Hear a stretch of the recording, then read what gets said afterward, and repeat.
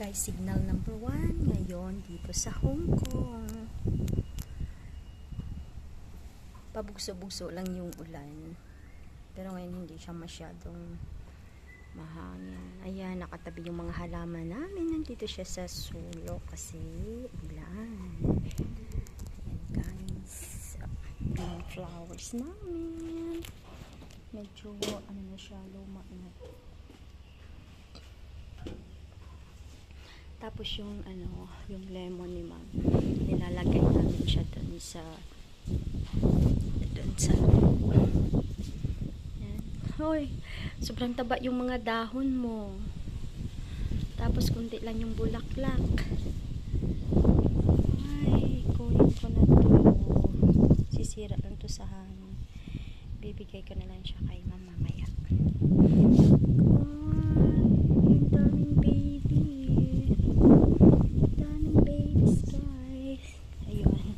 Nakasilong muna sila dyan kasi sobrang lakas ng hangin. Ooh.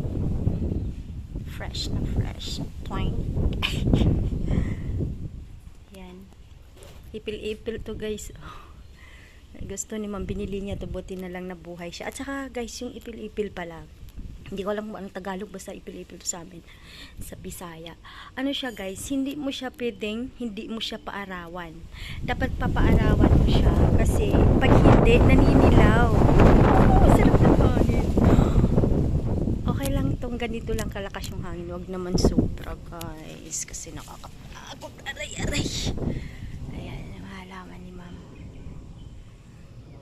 So yun.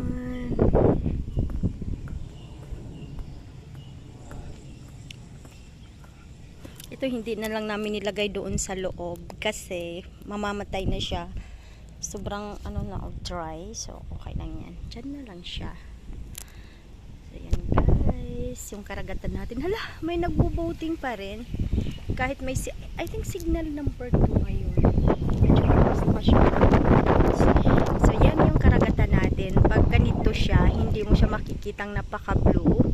Pero pag like sobrang init, ay sobrang ganda guys, talagang ma-amaze ka na, sabihin mo Lord, salamat talaga Lord na nakapunta ako dito sa lugar na to, na dito ako nakakita ng super ganda talaga guys, as in blue siya, para bang gusto mong maglakad kung pwede palang maglakad ka sa ibabaw ng dagat. Napakaganda talaga guys, super duper.